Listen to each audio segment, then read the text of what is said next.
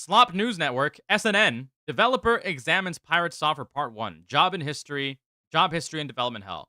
So, for the longest time, Pirate Software has been attempting to put himself, again, in a position of authority, in a position of respect, by exaggerating just how much experience, just how much knowledge, and just how capable he is in all of this. And for that longest time, nobody has ever called him out on his failures, at least not to the scale that we're seeing now.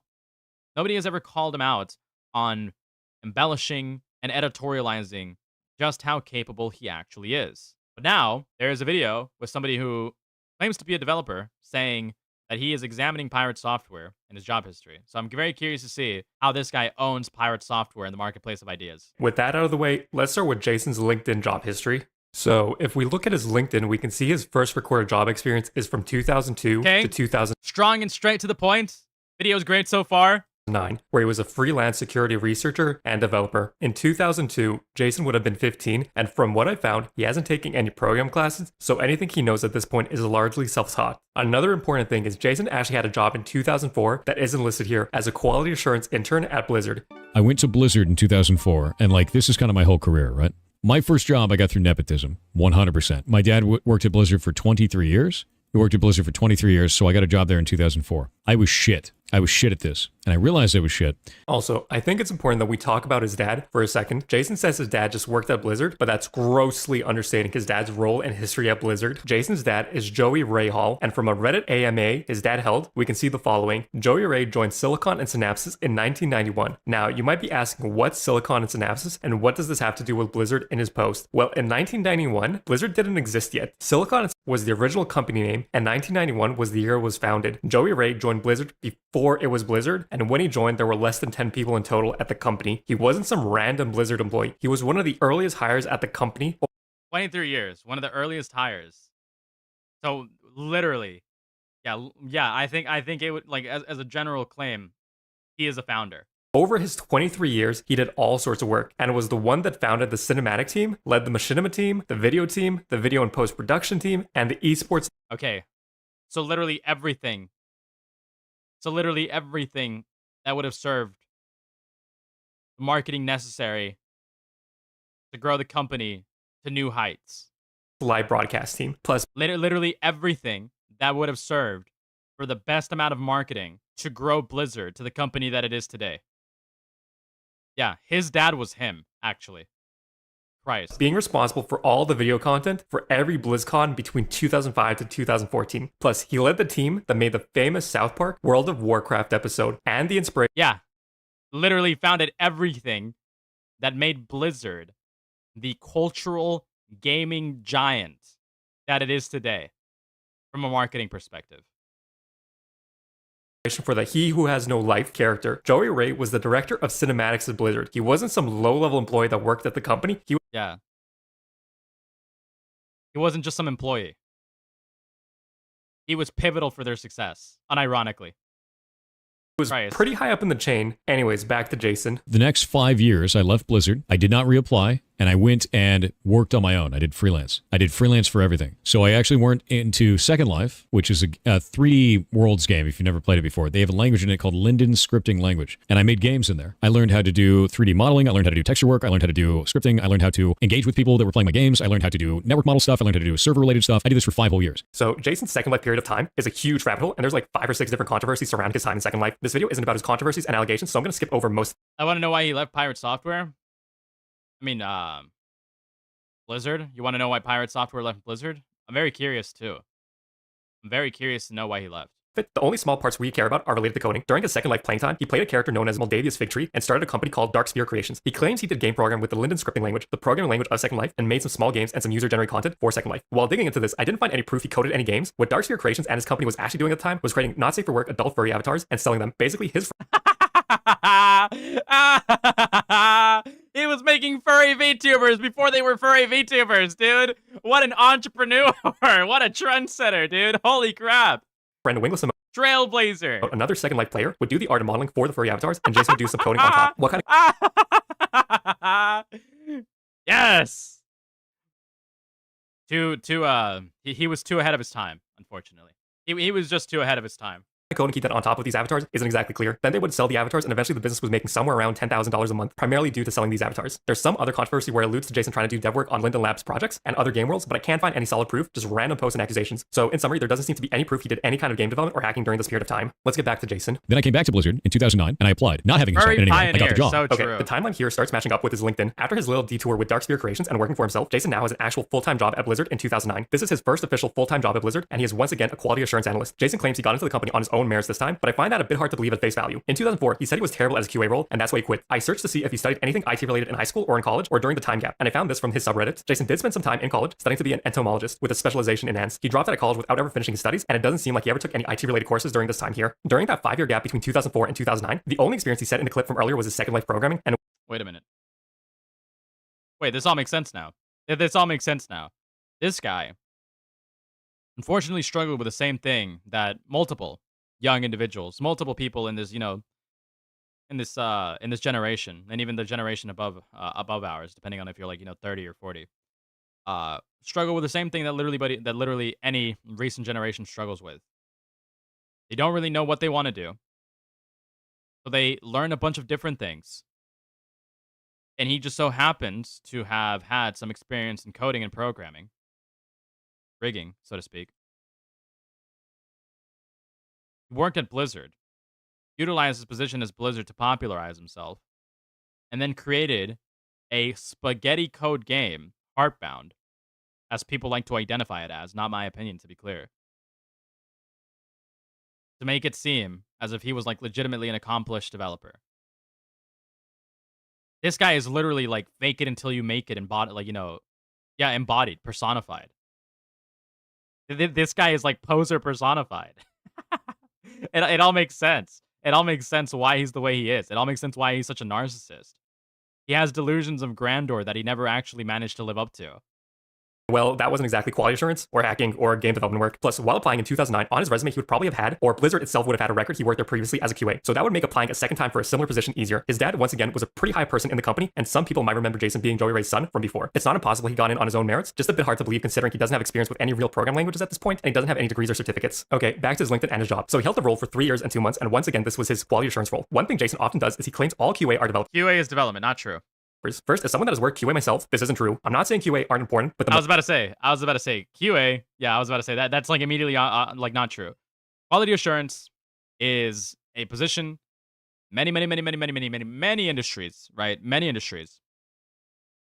Quality assurance, as far as I know, from my experience talking to quality assurance like supervisors, are literally people that are just there to look at the work that the legitimate people are doing, right? That the actual, grunts, the actual workers are doing, and be like, you know what? This is probably good enough to move on to the next stage.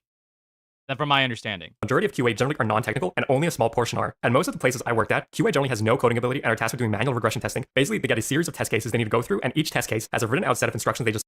Yeah. Yeah, literally just be like, hey, this works for me. A complete know nothing.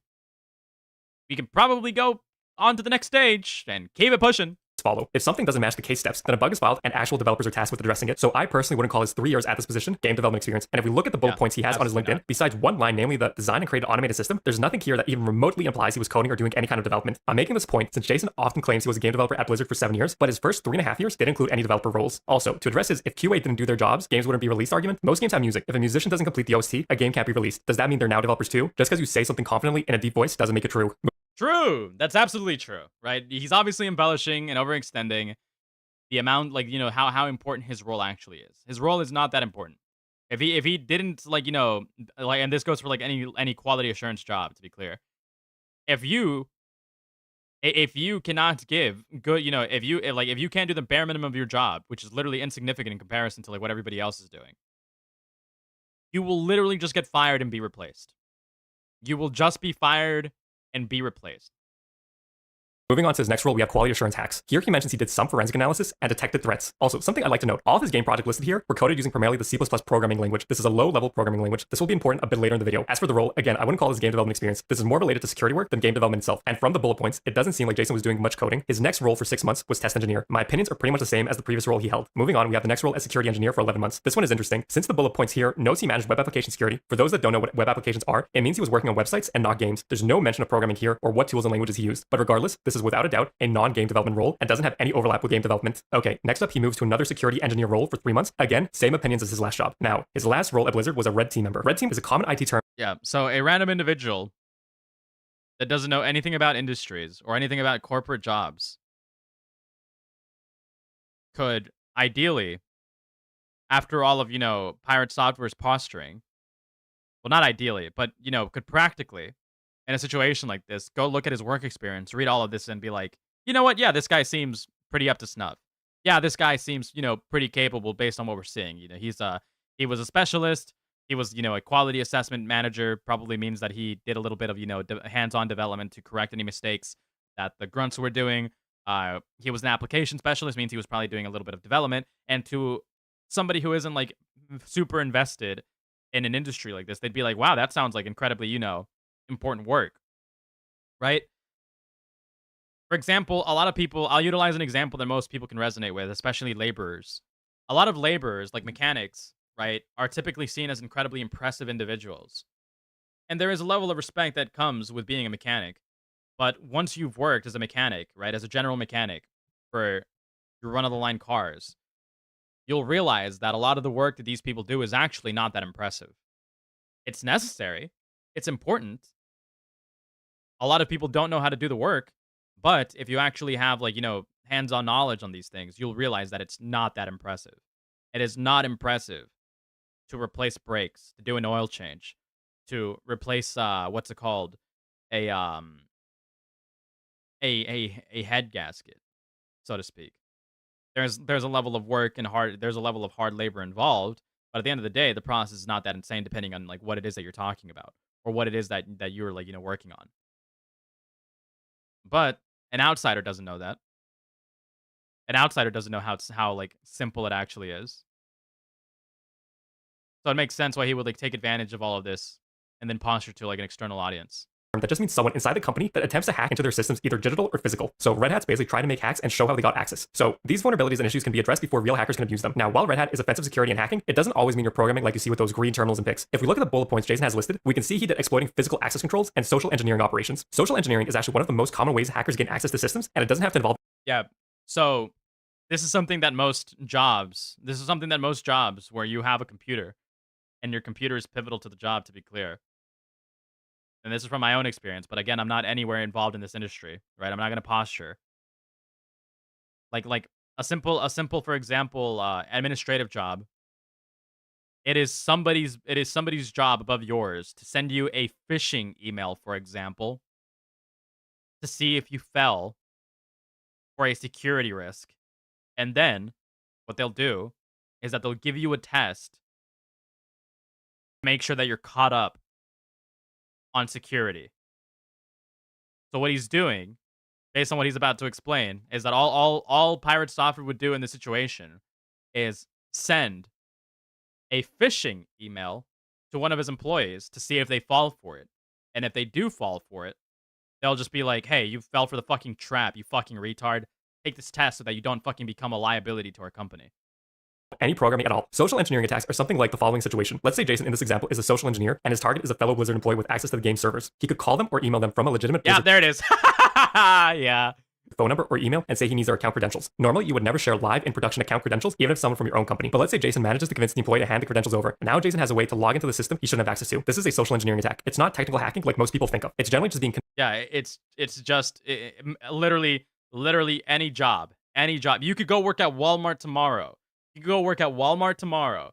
And if you were, for example, were to be given an inventory management position where you have to have access to the computers to watch the inventory that comes in on a daily basis, eventually, it'll be somebody else's job to send you a call or an email to fish for your information.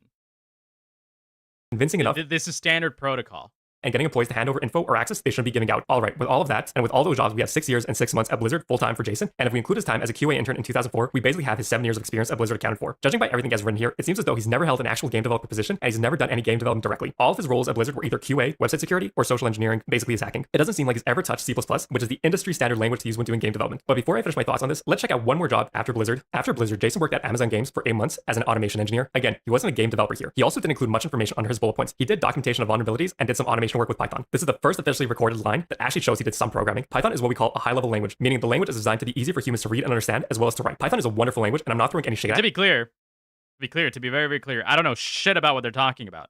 I don't know anything about what this guy is talking about. But I do have just enough comparisons.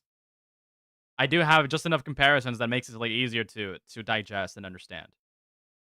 But Python is not a language used to create games. Technically, yes, you can code games in Python. Big drawback is it's an incredibly slow language. This is why the industry standard language for game development is C++, a low-level language for incredible performance. The trade-off is it's a significantly more difficult language to work with. The reason I went through his job history so far and his programming language list is because Jason often claims he's a 20-year veteran of the game dev industry, and he was a game developer at Blizzard for 7 years. And he uses these claims to make himself seem like an authority and expert on game development and game-related topics, namely stock killing games. But from the looks of it, and in my opinion, it doesn't seem to me he's ever worked as an actual game developer within the industry, and it doesn't seem like he's ever done much program work in the industry either. I'm not throwing shade at any of the jobs listed here so far. I'm just trying to be absolutely clear that none of this, in my opinion, as someone that has worked on game engines and done game development, none of this counts as game development experience, with a lot of his roles having absolutely nothing to do with game development itself at all. To help make this clear, here's another example to help everyone understand. It's like someone working at a hospital and doing payroll work, but because they're at a hospital, they claim to be a qualified doctor. It doesn't make Yes, that's such a good analogy. That's so true. That is actually so true. sense. Jason is making a giant leap with his I'm a game developer for 7 years at Blizzard claims. Anyways, let's go back to his LinkedIn and see what's next. Here we have that he was a cybersecurity specialist at Eagle Research Group. Based on Jason's stories, this should be when and where he was technically working for the government. There isn't a whole lot of information here, and with most of the bullet points being extremely generic. Since he claims this was government-related work, I think it's perfectly reasonable to assume he has NDAs, or he might not be able to give any specifics related to his work here. And then when I did that, I went to the United States Department of Energy, and I hacked power plants for the federal government. Jason makes What? a lot of claims being a hacker and has told a lot of stories, but I could never find anything to back up his hacking claims. So far, the only I mean, if he would be if he worked for the federal government, I would assume that he would be like under a very specific NDA. Why would he be just talking about that stuff? Why would he be talking about working for the federal government unless he was lying? Because I'm pretty sure that under a situation, actually, you know what? I'm not even gonna speculate because I'm not sure what the dynamics would be, or like what the clauses would be, or what the restrictions would be, or like what the limitations would be.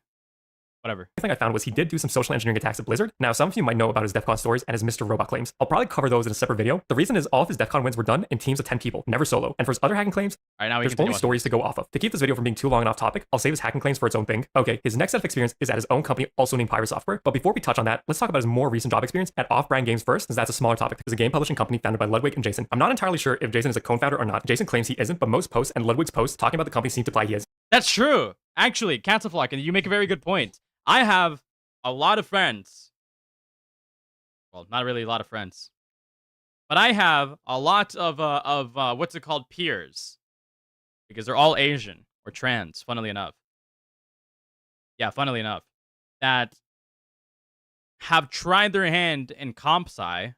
And by the way, they did drop out. I'm not trying to posture to make it seem as impressive. They did drop out, and they are the types to build and clamor and talk a high game about how they absolutely need to build a catalog, to build a what's the word, a portfolio of their work, right?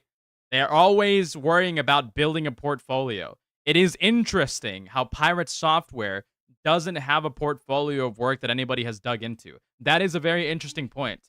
If Thor was a real hacker, then he would have some criminal history. Not necessarily true, but he would have a portfolio. He would have a portfolio. Whether or not he's a co-founder isn't too important. Jason's role at the company is director of strategy. From Jason's comments on the matter, he basically helps indie game developers negotiate contracts. Again, no direct game development work here. Also, fun fact, the very first game Opera... Does he have a GitHub?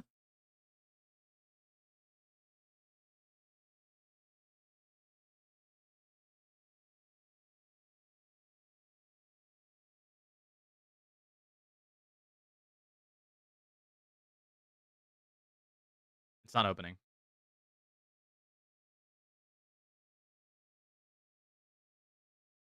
Whatever. I guess we'll get into it.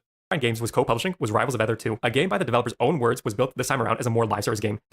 Really makes you think why you might not want stop killing games to succeed. Also, don't throw any hate at Rivals of Aether 2. They actually do have an end-of-life plan to keep the game I'm sure that Slop News Network, if he is a developer, which he seems to be right on the money. He seems to be right on the money so far with everything. He would have called out. He would have called out some of his previous projects. So I'm not going to speculate too much on that, but you do make an interesting point. So where is Pirate Software's portfolio?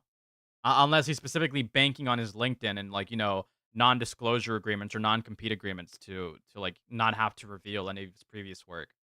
playable and alive for the community after it ends. The same goes for the rest of the off-brand published games. Don't throw them any hate. Okay, we're gonna take just one more detour before we get to the Pirate Software Company. Let's check out Jason's GitHub and see if there's any code for us to review there. For those of you that don't know what GitHub is, it's basically the site where developers store Here we are. Okay, I spoke too soon. their code bases, and development teams can work together on a code base. In Jason's case, his code bases would be tied to his games. Okay, so here's Jason's GitHub account, and he has 0 public projects on his account, and 0 activity for the year of 2025. Okay, the no public repos doesn't exactly prove anything, and you don't need to have public repos, but most active developers do have something at least. Also, Yes, most public developers, yes, most people that are constantly bragging about these things typically do. Also, now that you mention it, now that we're on this rabbit hole, there are a couple of freelance or white hat hackers, or what do they call them? What do you call them? Like, there are some hackers that make themselves public, right? That post and publish their works and their data breaches online to get hired by companies like Microsoft. There are people who do that, but they're typically not, what's the word that I'm looking for? They're not as they're not as bragging. They don't brag. They don't make themselves icons. No one makes themselves no one makes themselves a celebrity or brags about it to the internet. They don't do that. I've noticed. Remember the Project 2025 think tank hacker? Right? Even people like that don't really capitalize off clout. They just don't. They don't try to they don't try to farm clout for their work. So it is very interesting how this guy claims to be a security expert and a hacker, has nothing to show for it, and brags about it to try to get clout in a sort of industry and culture where nobody who engages in this type of work tries to clout or brag about it. point out, GitHub does have an option of having private repos, which are code bases not viewable by users not part of the team. But GitHub also has the option to show activity on private repos on your profile without leaking any private repo data. Again, this doesn't prove anything, but it's incredibly odd to see a self-proclaimed developer and hacker have 0 public code on his GitHub and 0 activity on his account. Let's try 2024, and there's nothing. Okay, 2023. Oh, I see some activity, and it's bug reports. He has made 4 bug reports and some feature requests, 0 coding to review for 2023. Okay, let's try 2022. All right, I see 2 green dots, and again, it's 2 bug reports, no code to check over. All right, 2021, I'm feeling lucky, and there's nothing. Okay, 2020, he's applying to be a part of the live coders list. All right, last year to check, 2019, and his only activity is he joined January 13, 2019. Man, that was disappointing. Over 7 years of having a GitHub account, he seems to have done 0 public coding with a grand total of 6 bug reports. Again, this doesn't prove anything too much, but most professional developers and hackers generally have something on their accounts. Yeah. They generally want to build a portfolio or something to point back to so that they can showcase that they're capable of doing the work they want to be hired for.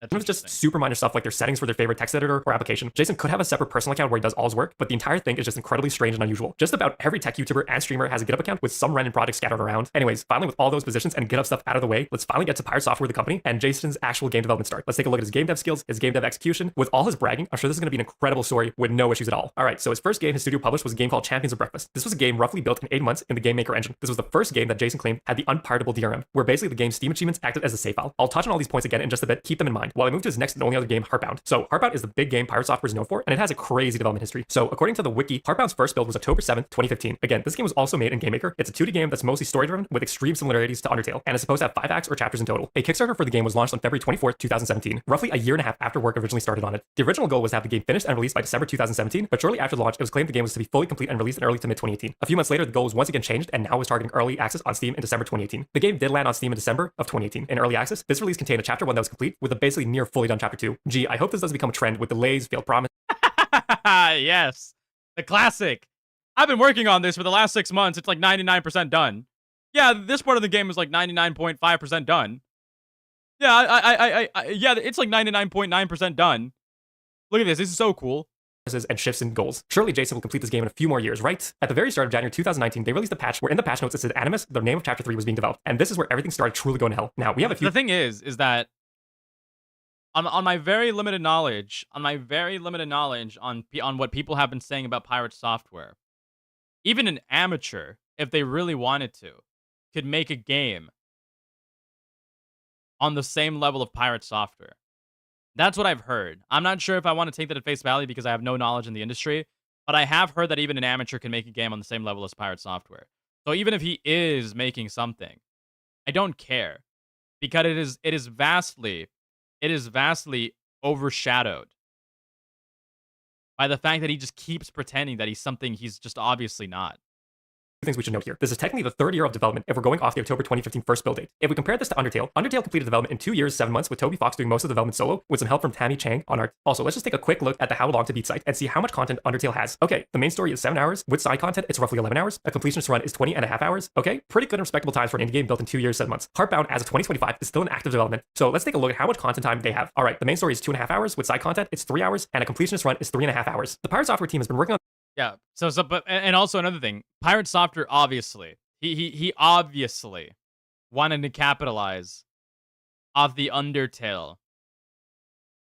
popularity, right? He's literally biting on their like entire gimmick, right? Their entire like little flair, the personality of the game. It's this pathetic. Game for 10 years, currently pathetic. More than 3 times as long as the Undertale team, and the Pirate Software team has 1 additional team member. Yeah, just think about that for a moment. Anyways, let's start diving through 2019 and Chapter 3 Animus development. For most of 2019, it seems like there was steady progress on Chapter 3, with various patches over the year, so far saying additional content was added. On October 2019, Jason tweeted that roughly 86% of Chapter 3 has now been completed. Then 2 years later, Jason tweets that Chapter 3 is now 92% done. So, over 2 years, he made 8% progress on 1 chapter. 20 years of game dev industry experience, people, and 7 years working at Blizzard. Okay, let's rewind and go back to 2020 and see the Twitch statistics and see what was happening. Okay, the start of 2020 up till March seems like a normal stream schedule. Seems like he caught a cold on March 10th. Then after 9 days, he goes to urgent care and is diagnosed with pneumonia and gets a COVID test. Then we move to March 21st and COVID test results come back and it's negative. No COVID, just pneumonia. Wait, never mind. March 24th, Jason goes back to urgent care. Pneumonia was incorrectly diagnosed and he actually has severe bronchitis. All right, March 30th, he's still sick, but once again confirms negative for COVID. This is really important. All right, a few days later, April 10th, and his cold status is defeated and we're good to go. I know I'm being semi-joking in this section, but I generally don't wish Jason any health issues. All right, so then we move on to April 11th, 2020, and work on Heartbound has restarted. Work is continuing over the next few days. According to tweets, most of April was good, so was most of May 2020. We're still working on Heartbound at this point. Again, nearly all of the May prog is on Heartbound. Then we skip all the way over to July 2020, and work on Heartbound is still progressing. Seemed like there's some trouble during September, October, and November, with December being fine, and so is January of 2021 being fine. Then we hit February 2021, and then he tweets out he has had COVID for 9 months since the start of February of 2020. Wait, what? Jason was only sick in March according to his own tweets at that time period. And there's work from February from earlier, and there's proof he worked during April, May, June, July, and August at the very least, judging by his Twitch stats and his Steam announcements and patches for the game. It seems the only major slowdown of streams and work was 3 months of September, October, and November. Where he lost 9 months of time and had to stop development based on his tweets, I have no idea. I mean, it's not like he's going to change his story after this, right? Oh wait, there's this old tweet from November 2020 where Jason says he was recovering for nearly 8 months and couldn't daily stream or work. Let's look at the Twitch stats graph again and his tweets. Nearly 8 months of recovery. I just don't think so. I just don't think so. The rest of the months being slightly less consistent, but still more consistent than not. Then we get to 2023, and this is incredibly consistent with the stream averages being 6 to 8 hours per day. Let's start diving back into Jason's tweets. So on June 2023, he catches COVID again. Okay, that seems to match up with his Twitch stats graph. Here there's a clear week gone. Let's see what Jason says in July. That was a hell of a thing. That's the second time I've gotten COVID. The first time took 9 months to recover. This one took probably about, I think it was in total about 20 days. So there's no point in time in 2020, 2021, 2022, or 2023 where he lost 9 months consecutively or stopped development for that period of time. He also in the clip claimed he got COVID twice in total. So that doesn't explain why there's 4 sections of gaps on development, since all these gaps are months apart and he only had COVID twice. Let's skip ahead to June 2024 and see what he says about these 4 years of development. How long have you been working on this game? Was the coding a solo job? Yeah. Nobody else has touched the code base for Heartbound ever except for me. It's just me. I've been working on it for about 7 years, but I lost 2.5 years to COVID. Okay, I hope at this point you realize his excuses for not working on Heartbound and his tweets are filled with complete... I see. So he's exaggerating. He's exaggerating. I see. I thought the argument that he was going to make here was that he didn't work for 9 months. But no, he did do work for a good amount of time. It's just that during that time, he just failed to accomplish as much as would, be forecasted in a situation like this. BS. Once I again, see. he stopped development in 2020, 3 months between September to October, where he had his first COVID period of inactivity. His second COVID was in June 2023. No matter how you try to arrange this and make sense of it, the numbers don't work out. Especially since we can see his 2023, he basically had a perfect stream schedule. And if we look at 2021 and 2022, there were only 2 gaps where he seems to be affected, and they're months apart. Jason basically just decided to quit working on his game sometime during 2020 and has been making random excuses since then on why he hasn't made progress. Chapter 3 Animus, the reason we've been going through this chart started all the way back in January of 2019. If we look at the latest patch in 2025, work on Chapter 3 Animus is still going somehow. We have gone through 6 years of development so far, and Jason hasn't been able to complete 14% of Chapter 3. Seriously, what the hell? Remember, Undertale took 2 years, 7 months to finish the full entire game with 3 times as much content as what Heartbound is currently delivering in 2025, with 10 years of development time under its belt. To put this into even more perspective, let's look at Yandere Dev, a developer notorious for having no clue what he's doing programming-wise, and spends the majority of his day responding to emails and maybe spending a few minutes each day working on his game. He makes more progress and more consistently than Jason does. Seriously, I'm not joking. Here's the updated list for Yandere Dev starting in 2020. Yandere Dev has made more progress. It's so funny that a colloquially, it is so funny that a what's it called, community known pedophile is more capable in game development than a self-proclaimed coding veteran. I just find that incredibly funny. A more successful game, to be clear, by the way. A more successful game. No matter which way you slice it, it is a sad reality that Yandere Simulator will forever be a significantly more successful game, despite all of its flaws and failures, than Pirate Software's. Let it be known. Let it be known so that his fragile ego keeps getting destroyed. A pedophile's game is more successful than a game that you've been developing for 3 to 4. How long has it been? Fuck, I don't even know. And more consistently at that in that year alone than Jason has in the last 5. We just might be living in a timeline where Yandere Dev there we go. Yeah, there we go. finishes his game before Jason does. And yes, I might have gone slightly crazy trying to plot 6 years of Animus development with conflicting tweets and time gaps onto the Twitch stats graph. That is actually insane. That is actually so funny. That is actually so funny for me. Yandere Dev. Yandere Dev.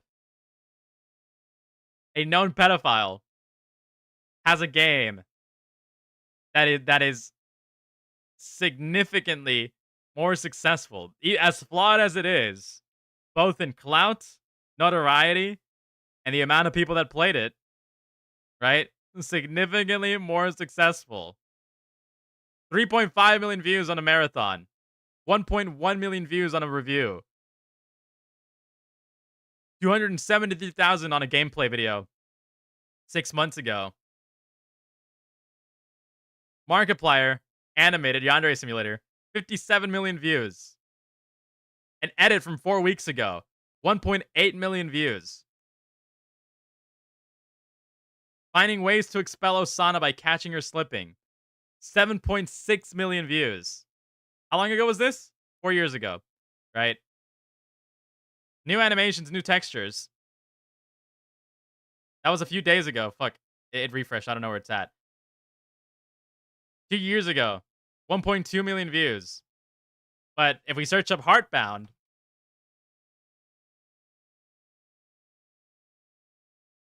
90,000 views from a game developer that is shitting on the game. The teaser, 681,000 views 8 years ago. 6 days ago, somebody exposing his game, 14,000 views. 5 months ago, 12,000. Dude, no, dude, even on drama, this guy isn't pulling the same numbers and notoriety as fucking, what's it called? As Yandere Simulator. That's so fucking funny to me. That's so hilarious. That is so hilarious. If you really think about it, Yandev is a Liam Donovan to Pirate's brat taste in music. That's so true. That's so fucking true. That is actually so true. Will his game even do well?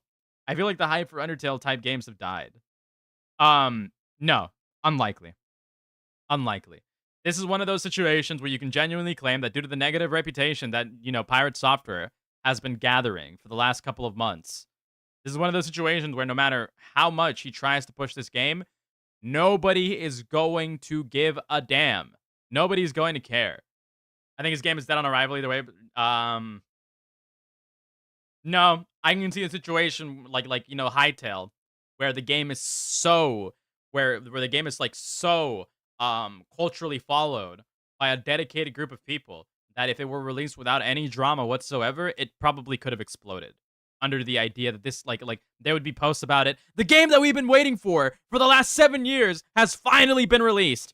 YouTubers would play it. MatPat would make a video essay on it. Some other people would make a video essay on it. It would absolutely have exploded had it not been for all of the negative attention that he's been getting recently. So I disagree.